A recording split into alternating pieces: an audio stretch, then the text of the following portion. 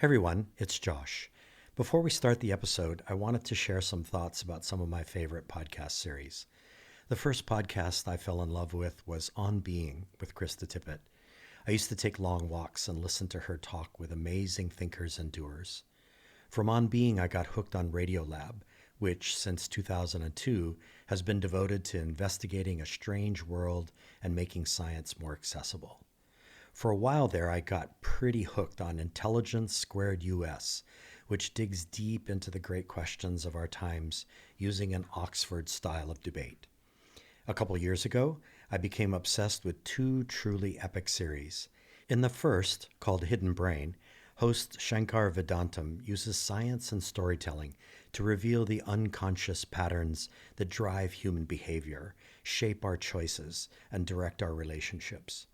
In the second, called How I Built This, host Guy Raz dives into the stories behind some of the world's best-known companies and weaves a narrative journey about innovators, entrepreneurs, and idealists and the movements that they built. I also love the series Next Question with host Katie Couric and The Daily with host Michael Barbaro. Finally, a shout out to a very cool podcast coming out of Hawaii called Journey with Mumpo. Mumpo is spelled M-P-H-O, Journey with Mumpo. Host Mumpo takes her listeners through conversations around the mind, the body, the heart, and the soul. Please check it out.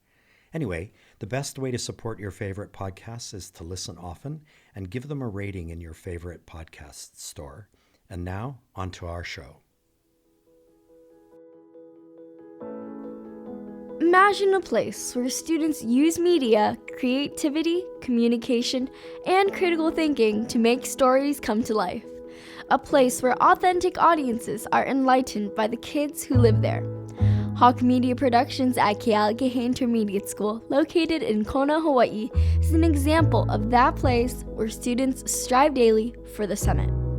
From school broadcasts, Hiki No stories, community spotlights, and now podcasts, Hawk Media Productions hopes to inspire other schools to get involved in meaningful learning in the community and the world.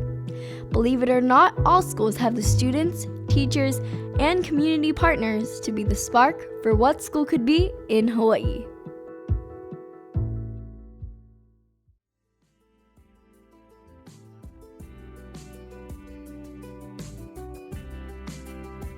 Welcome to Season 1, Semester 2 of the What School Could Be in Hawaii podcast. This series features the stories of creative and innovative educators who are influencing, motivating, and inspiring Hawaii, the nation, and the world. Now, let's send it off to your host, Josh Rapoon. Hey everybody, this is the What School Could Be in Hawaii podcast. I'm your host, Josh Rapoon. This April 2020 episode is coming to you at a pretty crazy moment in world history. We are in the middle of a global pandemic that has already taken the lives of thousands of people and shifted economic and cultural paradigms in ways we could not have imagined just weeks ago. For those of us in the education community, distance learning is now the new normal and the big challenge. Many sectors of our economy have come to an abrupt halt at great personal and economic cost. Other sectors have stepped into the chaos and are innovating to provide what people need to survive and even thrive in this crazy moment. Today, we are with Brian Dote, whose resume is long, interesting, and because of its diversity, a bit hard to describe. Let's call him chiefly a mobile technology designer, engineer, and developer, among many other things. He was the Chief Innovation Officer at Mid-Pacific Institute, a cutting-edge school in Manoa Valley here in Honolulu. Hawaii Business Magazine named Brian one of the 20 individuals to watch for the next 20 years. Brian's boss at Mid-Pacific once wrote, quote, "Brian opened the door to a cultural shift that emphasized divergent thinking and technological pursuits across the K-12 continuum," unquote. Brian, welcome to the show. Hey, Josh. Thank you for having me. Excited to talk. Awesome. So, Brian, we have this 10-question format on this show. So the following 10 questions will be for you, okay? Sounds good. Okay, so before we launch into the questions, though, let's get your origin story. Where are you from?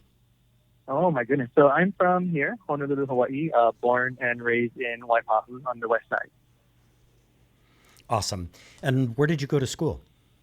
I kind of stayed in this area. I went to Waipahu Elementary, ended up at Waipahu Intermediate, and lo and behold, went to Waipahu High School, which is an amazing place. Then I attended university here at the University of Hawaii, as well as graduate school at Hawaii Pacific University. That's awesome. Okay, so Waipahu, born and bred and educated, Yep. I guess. Yeah, Awesome. pretty much. Very cool. Okay, so Brian, question number one. So I confess your resume is pretty fantastic. And with so much to cover, I was really not sure where to start this interview. But let's go back a few years to your time at Apple. From 2004 to 2008, you worked as a user interface engineering manager at Apple in Cupertino on projects related to Apple's core iOS and Mac OS software programs like iTunes, iMovie, and RSS Reader, among many others. So my question is, what are your fondest memories of those years, Brian? Like, what programs do you look back on and say, damn, I worked on that? Wow. There's so many to pick from, as you can imagine. My time at Apple was it was a short four years or so, but it was a very exciting time because I had gotten there just as iTunes was a baby being born. Back in the day, and I tell students this when I talk at fairs or at job interviews and stuff, that there was a time when the iTunes store was in America only. It was a U.S. only product, and it only sold tracks, and it only sold them for 99 cents. And most kids are blown away. Like, you guys sold music online at $1 a track. Like, most of them don't realize that that's how it all started. When I started at Apple, I was pulled onto the iTunes team.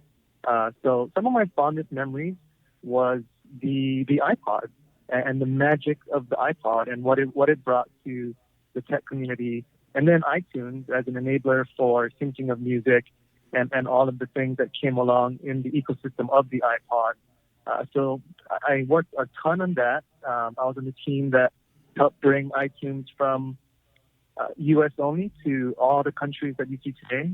At that time, we expanded to 4 different countries, so it was a pretty major deal to be in Japan and Germany and the U.K.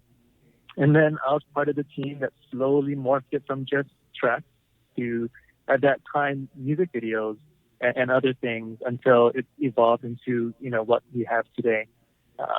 But my other fond memory is being part of the iPhone team, the first iPhone team prior to it being launched.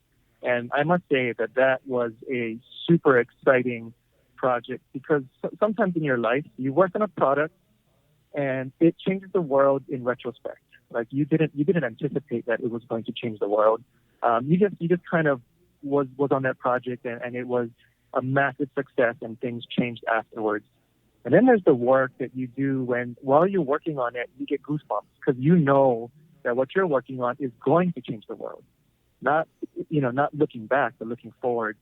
And when I was part of the iPhone team, I think we all felt that. We all knew that we were working on something that was groundbreaking and revolutionary. And while the industry laughed at Steve when he said that we were going to capture 10% of the the cell phone market, and laughed us off the stage, we knew that we were changing the world. And so that's sort of where I ended my career at Apple, on that high note, working on the first iPhone up to the 3GS and the software that came with it. Wow, Brian, around the same time, I was teaching at Punahou, actually a little bit before this. And I remember Steve Case, who was my classmate at Punahou. We graduated in 1976. And he went on, of course, to found AOL and did a whole bunch of other things. He came back, maybe this was sometime around 1998, I think. And he gave a speech at Dillingham Hall on Punahou's campus. And he talked about convergence. And what he was describing, I felt that same kind of chicken skin sort of moment, like the hair on the back of my neck went up, because he was talking about things that were starting to converge towards a single, element like a device. And it sounds like the development of the phone was one of those epic moments of convergence, right? Exactly. Yeah, I don't know if you remember Steve's keynote, the other Steve, but he described the iPhone without describing the iPhone as three separate things. And then, if I recall correctly, his animated keynote image kind of swirled the three together because it was like a computer, a Yeah. music player, and an internet browser. Like it was Safari, and so it was like three different things. And he described Right. them independently, and then the phone really was a convergence of all three onto a single device. And so you're right. That's exactly where things went. Wow. And so here, Brian, in such a short amount of time, we've already come all the way through the streaming revolution, and now Apple has actually killed iTunes. What do you think about that? Exactly. When you think about it, I mean, there was a time when we purchased tracks, we synced it to a device, and we crazy people that are OCD like myself, we backed it up and categorized them and stored them, and we had thousands and thousands of tracks, and those days are gone. And look at the evolution of iTunes itself. It's with a little bit of a tear to my eye that it's changed so much, but that's the world we live in today. And I'm a Wow. streamer, I'm a Spotify user, and I wouldn't buy Right. tracks anymore. Yeah, I can't remember the last time I bought a track. I've been streaming Apple Music, all 51 million songs at my disposal for years now. I can't even imagine buying a track. Yeah, So, exactly. so Brian, what skills and habits and dispositions does a young person need to get in the door at a company like Apple? Like, what is the story Uh, of you, Brian, gaining those skills and those habits and dispositions that made you a person a desirable entity at Apple? that's a great question, and another one that I'm asked from time to time. What I think is the challenge, and it's challenging for us here in Hawaii, and then it's challenging for me being of Asian descent, I think. And I'm going to stereotype a little, and I apologize, but this is sort of my experience. My parents raised me to not stand out in the crowd. And my mom's famous words is like, the tallest weed is the first to get cut, or whatever it may be. But basically, don't stand out. Don't be a trailblazer. Be just one of the crowd. Do a great job, and that's good enough. Find stability, find safety, but don't find a volatile environment. And that's sort of the environment in which I was raised. And then you couple that, you make that with the sort of sensitivity of our culture, and being more passive, being more humble, being more about again being hidden in the crowd, hidden in the crowd of numbers. And then you throw someone like that into the crux of Silicon Valley, and I think that while I'm not promoting being boastful or anything like that, I do think that you need to prove yourself as part of the solution. And in order to do that, you need to not be a wallflower. Like the biggest thing I tell students today is you cannot be a wallflower. If you're in a room with 10 engineers and there's a problem that we're trying to solve, and you have the greatest idea in the world, and you don't say it, then it's useless. Or if you say it, but you say it to one engineer in passing at the water cooler because you're afraid of your idea being, dumb or wrong or whatever. If you have all of that, if you lack that self-confidence, and you don't share your ideas, then again, your idea is pretty much useless. It is only when your idea is kind of barfed out onto the table, thrown into the middle of the room, messy and ugly and unpolished, but you're okay with that, that people can look at it, understand your idea, and then possibly reshape it. Or maybe it is, maybe it's perfect. That's exactly the solution. Or maybe it guides the discussion towards the solution because you sort of threw your rock in the stream, and the flow of the water kind of changed a little bit. I think that skill is super important. And when I first got to the Valley, I was the wallflower. Like I sat in a conference room and we discussed problems, and in my mind, I had a solution or a possible solution or some questions that could get us towards the solution, but I was too afraid or too timid or too passive to say anything, and that doesn't work. And then at Apple, through some great mentors that I've worked with, some great people, I observed how they behave in meetings, and then I tried to mimic the people the people whose behaviors resonated with me, and that was one of them. It was raise your hand, share your idea, and be okay if your idea is wrong or dumb. But if you don't share anything, then you don't move the discussion along, and you don't move the team closer to a solution. And then over time, what happens is you become a necessary part of all teams trying to find solutions. And you become such a value add to any team that people ask for you to be on their team. Because they know, like, you might not be the subject matter expert in everything, but you are a facilitator of the discovery of solutions. You facilitate discussion and ask the right questions to help get the team to the right place.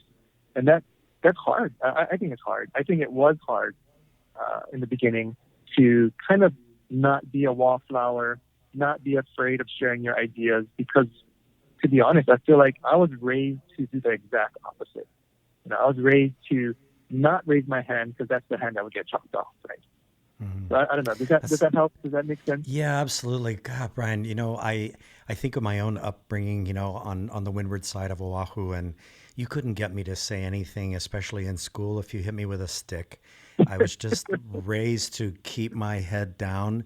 And that didn't change for me until actually I made a pretty crazy decision. My first career was as a chef, but as a chef, I was a back of house chef, right? I was the prep chef. That was my role, was the person who was getting everything ready for the frontline guys who were doing, the flaming pans and all of that kind of stuff. And I found that in those back kitchens, I was getting very lonely, and I was, it was playing into my introversion. And I made this decision. I was living in San Diego. Like, from one day to the next, I decided I'm going to go work in hotels, and I'm going to work on the front lines, like at the front desk. And I got a job like within a week at the front desk of a resort hotel in San Diego. And bam, all of a sudden there I was with people, like hundreds of people who were coming in every day. And it completely changed the arc of my life. So yes, I hear you. But it is a thing for us in Hawaii, right? The kids tend to be raised that way. So that's super interesting. So going back a little bit further, Brian, in your time away from Hawaii, you were a web developer at North Point Communications, an IT analyst and web developer at Cisco Systems, and a senior software engineer at Insight Corporation. So what were some of the most exciting projects you worked on during those years in the early 2000s? Oh my goodness, the early 2000s were amazing. For a tech geek like myself, it was like nirvana. I want to say that the other most exciting projects or sort of area that I worked in was at Insight, because if you remember at the time, the big biopharma or biotech companies were racing to sequence the human genome, and it was a big deal. I mean, it was our Y2K moment, and we were one of the companies that had built massive data centers. Well, I laugh today because our massive data center of then is like, manini compared to something that Google or Apple has today. But at the time, we had these massive data centers, and we're doing robotics to do genomic sequencing and all of these crazy cool science stuff. And we were in a race because the idea at the time, the mentality was that with a full understanding of the human genome, we could create sort of designer drugs, right, or designer pharmaceuticals, or optimized pharmaceuticals. And so it was compelling work. It was passionate, compelling work. We were trying to build the data so that the pharmaceutical companies could create and develop drugs that would help humanity. And so that was super exciting. And at the time, it was cutting edge. And biotechs were the stars of the valley at the time in the late 90s. And so that was a lot of fun, and I learned a lot. And it kind of went hand in hand with some of my education at UH, because I was a zoology major, so I've done a lot of similar types of work, and so genetics was a lot of fun for me, and I enjoyed it a lot. It was kind of like, for me, one area that I love is the intersection of education and technology. Another area that I also love is the integration of technology with science, and biotechs were exactly that. It was cutting edge science and then cutting edge tech. To what extent did all the people who were working especially on the genome project. To what extent did they know, like, what the implications of that project were for humanity as a whole? Like, did people I think, know? Yeah. yeah, that's a great question. I think, sadly, part of it is you are part of this possibly humanity changing research or development, but you are also have your nose to the ground, and you're so focused on your tiny piece of this massive puzzle, and your tiny technological solution to this ginormous thing that is being built, that you lose sight of the overall vision of it until you look back on it. For me, at least, it was that way, and I think it was a lack of leadership sometimes when the companies that you work for, they didn't paint that picture for you. So our CEO didn't stand up and make us all passionate and excited about what we were doing because we were possibly solving, Alzheimer's or whatever the drugs at the time we were working on. They didn't necessarily do that well. And that kind of contrasts to my time at Apple, where Steve did that incredibly well. So Right. I don't think we were well aware of the implications of the impact, other than what we would read in Times Magazine or see on the news about the Human Genome Project or sequencing in general. It wasn't in the culture at where I was. So it wasn't part of what we talked about. We were more deeper in the weeds at a technical level of how the hell are we going to make all of this data accessible to scientists? How are we going to visualize it? How are they going to interact with it? And obviously it's a business. So how are we going to charge for it? How are we going to monetize this, et cetera, et cetera? Wow, that's so interesting. So Brian, you came back to Hawaii in 2008, and over several years worked as a mobile application designer and developer at, and I'm not sure I'm pronouncing this right. Is it Arkinetics? Is that how you? Archinolytics, yeah. Got it. And then as the co-founder and engineer lead at Biblio. So what brought you back to the islands, and what can you share with us about the work that you did at these two companies? So, basically, there's a shelf life, I think, to engineers and engineering managers in the Valley, and I think that through major milestones in your life, as you go through those milestones, you kind of, if this is a video game, you sort of level up, right? And when you're in your mid to late 20s and you can stay up for 14 hours a day for 7 days in a row and not get sick, and you can do all those crazy things, it's a super exciting place. And it's, you can't change the world on 8 hours a day. But then you get to a point in your life where other things become priorities, like family, raising kids, maybe taking care of your parents. And as you get older, it becomes a little bit more difficult to be working 7 days a week at some crazy, insane pace. And so, with that in mind, at a certain age, it just made more sense to raise a family back home. And I think the beauty of Hawaii and part of it that I always tell students is that you can go to the mainland or some other place and have successes and do great things.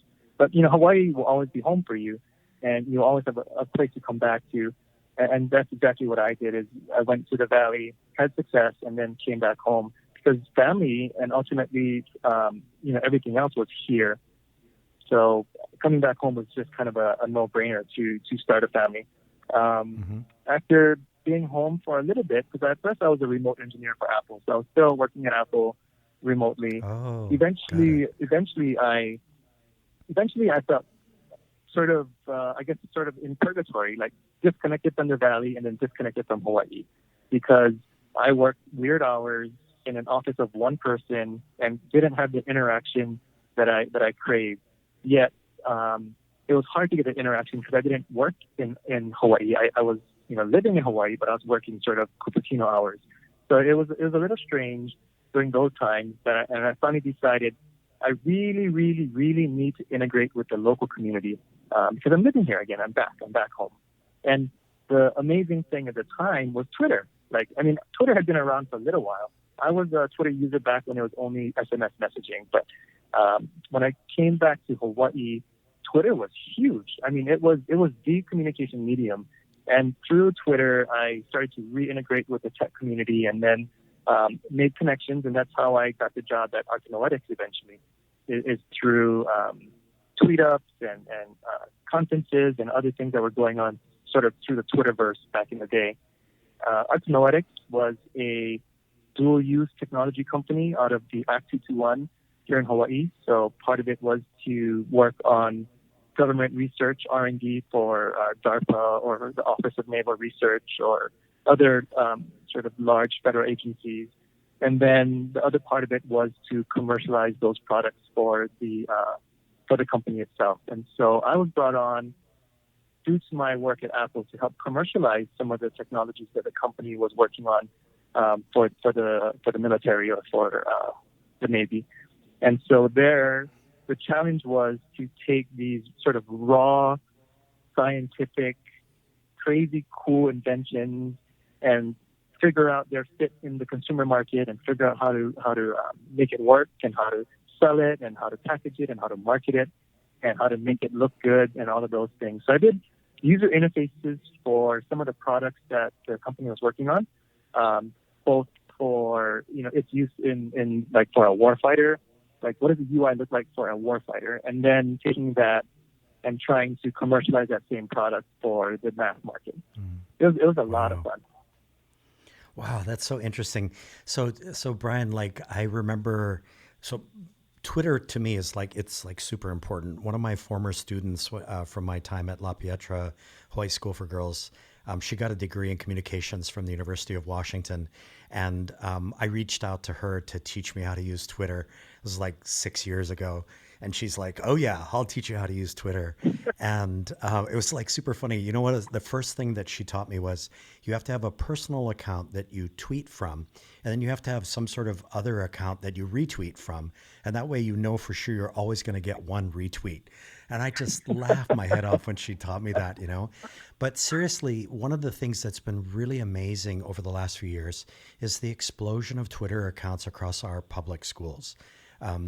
People who are teachers, staff members, principals, administrators, even in the hierarchy of the Department of Education, it's just an astonishing jump in the number of Twitter accounts. And if you pay attention to it sort of from a 10,000 foot level, you can really get an aggregated look at what's happening.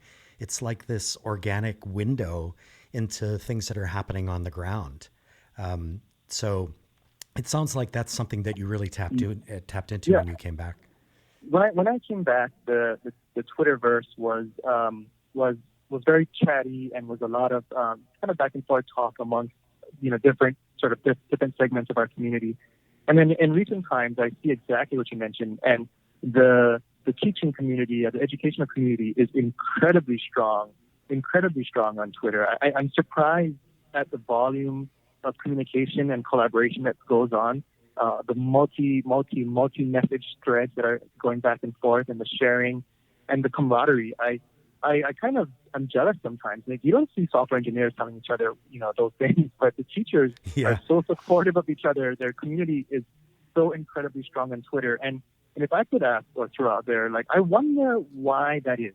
Like, why did the uptake of Twitter or a communication platform like Twitter just spread like wildfire and continue to be fostered today? Because it spread like wildfire in other industries and then kind of just petered out. But in the education industry, it is amazing at how much discussion just goes on. If you follow even just a few educators, you'll see just the sheer volume of discussion and communication. And I wonder, like, what is it? Like you said, like, what is it? Why is it all the way to the top and to the bottom and to the left and to the right in the education industry? And why is it so prevalent, pronounced, and heavily used? It's really interesting Brian, to me.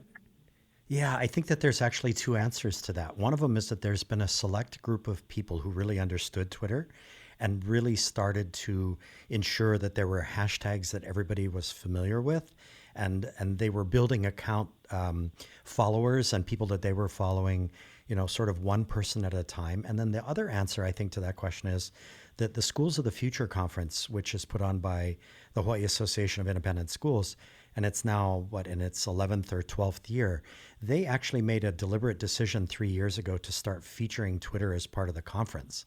And that meant that people were creating accounts during the conference to follow all of the relevant hashtags that were out there. And then they just kept on going after the conference was over. And it was really interesting to watch that happen. So, yeah, it takes... That makes a lot of sense now. Yeah, that makes a lot of sense. Hey, everyone, stay with us. We're going to take a short break and come back with more questions for Brian Dote. Stay with us.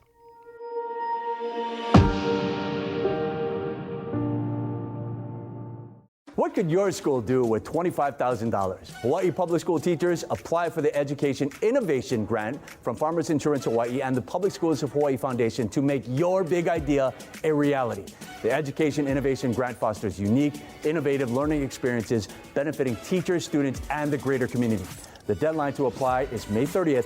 One Oahu winner and one Neighbor Island winner will be announced in October. To apply, go to farmershawaii.com/educationinnovation.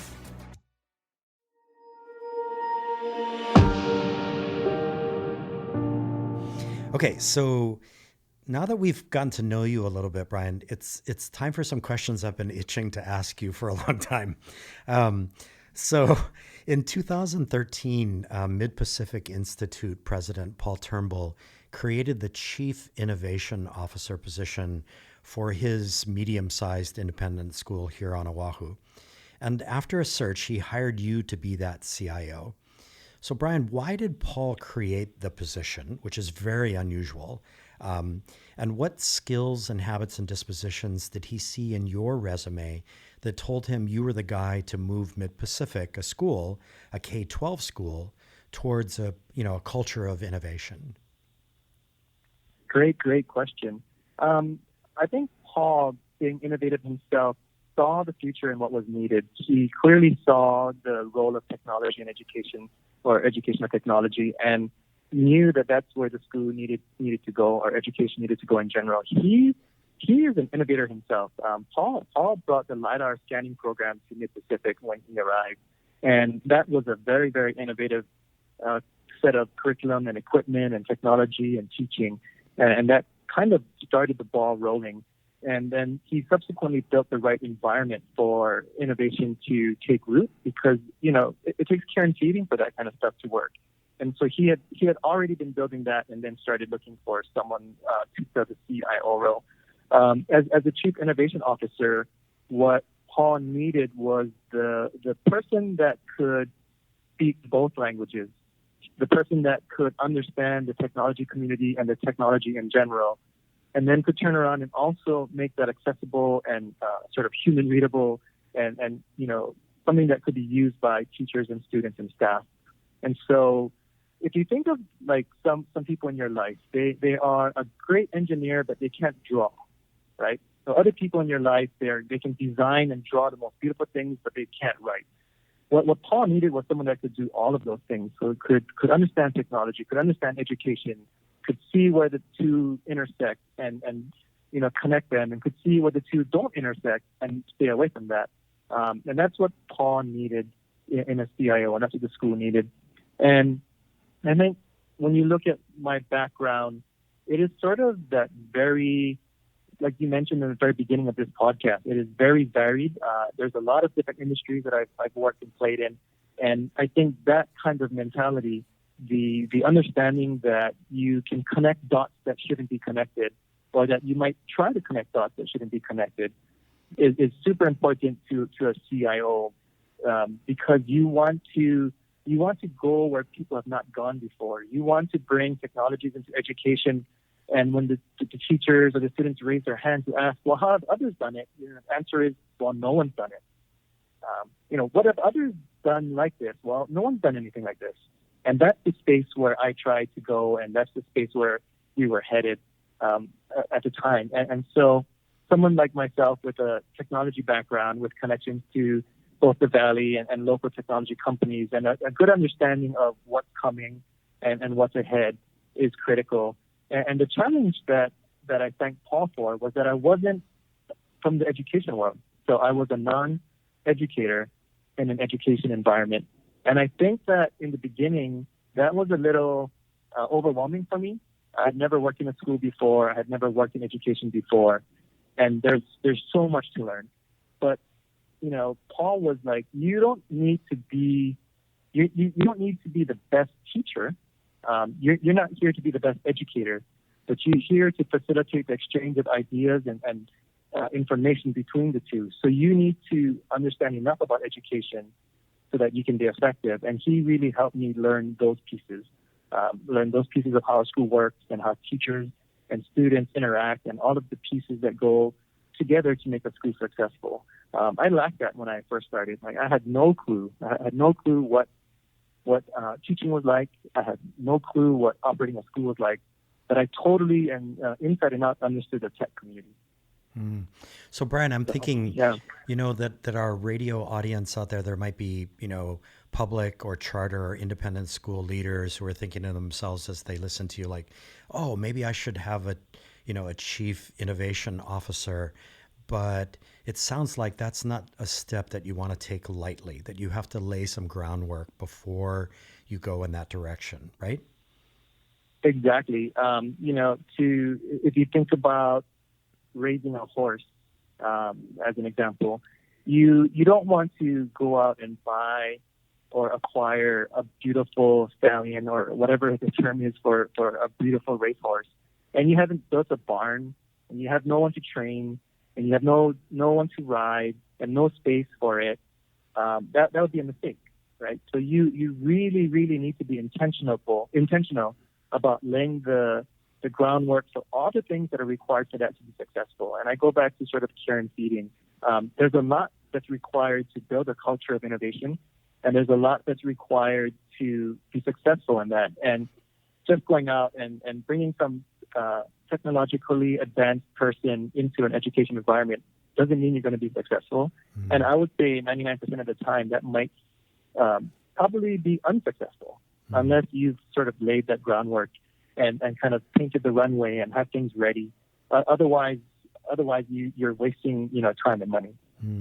So early on as Chief Innovation Officer, what were some of the headwinds that you ran into that were difficult to navigate? Well, for one, people weren't used to a Chief Innovation Officer on campus and wasn't sure what that meant and how that was going to work out. They weren't sure. People in general weren't sure what the specifics of the role was. And then as time went on and, we were bringing in technology to the school, there's the danger of bringing in too much technology too fast, right. Which leads to, like, you can't just bring in the latest whiz bang from the industry and throw it in the lap of a teacher and say, have fun, see you later. There's so much more that's required. And I didn't realize that. Like, I was totally a newbie and didn't get it.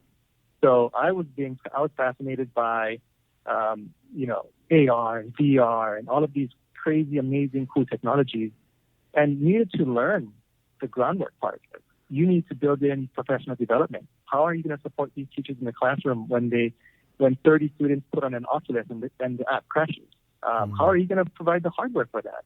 How are you going to upkeep the hardware for that? How are you going to even deal with the cleaning of those units, and how are you going to deal with the storage and the safety and security? I mean, there's all of a sudden the operational side is ginormous. There's so many things to consider that I had to learn on the fly because I had never worked in a classroom environment before. So for me, if an app crashes, I restart it and I'm on my merry way, and I figure out why it crashed and I do something different. But in a teaching environment with 45 minutes and 30 students, you don't have the luxury of having an app crash and just kind of figuring it out on the fly all the time. You sort of need safety nets and supports, and you need training. Right. And that was an early lesson that I learned. And fortunately, people at Pacific were very patient and helped me sort of get my feet under me when it came to things like that. Because I had no clue. I was clueless in that sense. Wow, that's so interesting. Hey, everyone, stay with us. We're going to take a short break and come back with more questions for Brian Dote. Stay with us.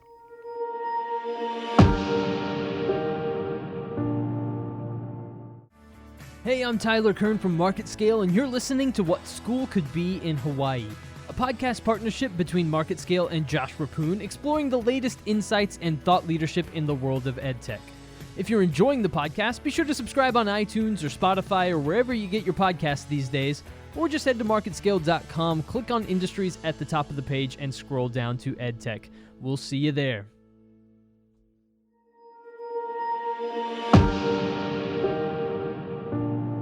So, Brian, currently Mid-Pacific aspires to graduate innovators, artists, and individuals. And the Mid-Pacific Technology Vision Statement, which you helped develop or developed, states the school aspires to graduate computational thinkers, digital storytellers, and engineers. So from your perch as the Chief Innovation Officer, how did you go about weaving this tapestry of K-12 aspirations together on campus? That's a great question. We worked to build the technology vision statement so that the school was not just going to attach itself to the next bright shining. And so the technology vision statement was really our wayfinding mechanism to make sure that when a new piece of technology came about, we didn't just rush to get it for no reason, other than it's bright, shiny, cool, and everyone wants one. So the tech vision statement was very, very good as a roadmap and as our gut check. If there's this new technology out there and it's not satisfying one of these three key tenets, then we should probably not pursue it, because it's not within our vision. We should stay true to our vision. And so with the tech vision in place and those three pillars, it became easy to decide what to pursue and what not to pursue, and then how best to leverage that technology. So when you take something like digital storytelling, for example, there's so many facets to a given piece of technology, but we wanted digital storytelling to be the facet. So while you can think of let's take something pretty ubiquitous like social media, like an Instagram account. That can be many, many things. But if you teach it and use it as a tool to teach the key principles of storytelling, namely digital storytelling, you have a powerful tool in your pocket. And so we really use the guiding principles of the tech vision statement to guide us along to kind of create that well-rounded student. From my purview as Chief Innovation Officer, I didn't have to spend as much time on the other aspects of a student's life at school. So, the great faculty and administration and staff really rounded out the students in terms of, artists or individuals and all of the other parts. And I really was given the time and space to focus on the innovation aspect. So that's the computational thinkers, the digital storytellers, Correct. and the engineers. Right, got it. Correct. I can share with you, Brian, this is really neat to be able to share this with you, that back in, maybe 2006, 2005, somewhere around there, if you recall, Apple created something called the one-to-one program. So if you bought a Mac, you were given the opportunity to spend $99 and you got a one-to-one membership, which meant for a year you could go into the Apple store for once a week and get an hour's worth of training. I mean, when I was teaching at La Pietra, and when I heard about this, I just practically fell out of my chair. I'm like, for only $99, right?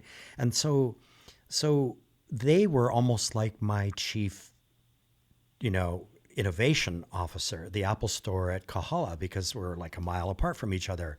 And I think I set a record for 47 weeks in a row. I went down and got special training, Oh my goodness. in iMovie and in Pages and in Keynote. And my favorite was iWeb. I built my first teacher website, and I was crushed when Apple dropped iWeb. And so, I'm just thinking about the ways that you must have been so supportive of people on Mid-Pacific's campus as they aspired to take a step forward, to take that one step forward and to do something different, and then to figure out how to move forward from that one step.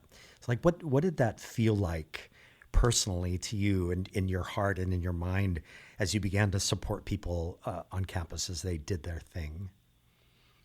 That is a great question. What I find unique about education is that it pulls on your heart. When you work with teachers to implement something that they haven't tried before and they're excited to try, or maybe they're not excited to try. I mean, some of the best successes, the best feel-good moments, the best ones when your heart sort of shines is when the teacher that was reluctant to even take it out of the box. I mean, how many times, right? Yeah. The teacher doesn't want to take it out of the box. And then through collaboration, through training, through walking them through and showing them other ways of using something, they fall in love with using that tool as part of their classroom. And those moments are super rewarding. But I think what is equally, if not more rewarding, is when you see the same thing happen in students. Anecdotal stories of students that ended up in career paths or ended up going to universities to study things that they didn't intend on studying when they were at Mid-Pacific, until they came across maybe a coding class or a robotics class or did something innovative or worked on a mobile app design or did something like that, and then decided that, hey, they love this stuff and they're going to do it as a career. And then, you've experienced this many, many times. And then they contact you later and they're like, remember that one time that you showed me, A, B, and C? Well, I ended up loving that, and now I'm studying that, or now I'm doing that in the industry, or now I'm inventing the next A, B, and C, and it's pretty amazing. And I think that in education, you have those heartwarming moments that you don't get in many other industries, if any, in the same way. And it's like the greatest feeling in the world, yeah? When you hear those stories. Exactly. Yeah, that's very cool. I want to ask you one more thing about your role as Chief Innovation Officer. Mid-Pacific's website notes that technology is one of the many quote-unquote languages students use in their lives as they grow. And I'm curious about the use of the word language in relation to technology. Like, how is technology a language that you have to master, in the same way that you might master English or a foreign language or any other kind of language? That's a great question. I'm wondering. I think technology is a language not in the sense of the grammatical or the syntactical terms, but language as a means to achieve something, and typically that achieve something means the ability to share, communicate, gain empathy, and get people to understand what your idea, your concept, what you're doing. And I think technology or technology tools are or can be exactly that. They are a language by which I use these tech tools to express myself. And through expression, I'm sharing ideas or a story, or I'm making you feel emotions that you might not have felt otherwise. Sort of the beauty of storytelling and digital storytelling. I'm taking you on a journey, and I'm using this language, the language of technology, as my tool to bring you along. It could be other languages, but this is a language amongst others. And really, it is not. I think technology is not a language in isolation. Like, it can't exist by itself, right? It has to be in combination with many other languages for it to provide a compelling experience. Wow, that's so interesting. It's like language is the mechanism by which we make sense of the world, and technology is just one of many languages. Or how we communicate. Yeah, right, exactly. Right, exactly. How we tell our stories. Wow, that's so cool. Hey everyone, we're going to break this episode with Brian Dote into two parts, or two separate episodes. Stay tuned next week for part 2 of this conversation, when Brian and I dig into teacher professional development, innovation at Waipahu High School, designing a 21st century transcript, and Brian's thoughts on Black Swan theory, among other epic topics. We'll see you soon. We can't thank you enough for your curiosity and commitment as you listen to this episode of the What School Could Be in Hawaii podcast. As an aspiring learner, the uncertainty of this COVID-19 pandemic has literally created a different reality for not just me, but all of my peers. As my team of creators from Hawk Media Productions now navigate what collaboration, creativity, and communication looks like, we are inspired to believe it is a moment in time for all of us to use this opportunity to make learning and serving come alive for others. The stories in our history books often reveal the lessons that is within these dark moments. When sparks of innovation and boldness flourish to ignite movement of change for our schools, our community, and our world. To each one of our listeners, we want to thank you for your courage in embracing the opportunities of what school could be here in Hawaii and beyond. Let's keep changing our world together. Welcome back to Season 1, Semester 2 of the What School Could Be in Hawaii podcast. We are so excited to share all of the new educators for this month. Find the What School Could Be in Hawaii podcast in Apple Podcasts, Google Play, Spotify, and Stitcher, as well as at mltsinhawaii.com. Join the ongoing conversation across social media. Look for Most Likely to Succeed in Hawaii on Facebook and at MLTS in Hawaii on Instagram and Twitter. Tag your posts with hashtag WhatSchoolCouldBe, hashtag DeeperLearning, hashtag EdChat, and hashtag Education. The first season of our podcast ends shortly. Stay tuned for special on-the-road episodes that will air from time to time from May through August. And stay tuned for information about Season 2, coming in the fall of 2020. We want to hear from you. Send your comments, questions, and feedback to mltsinhawaii@gmail.com.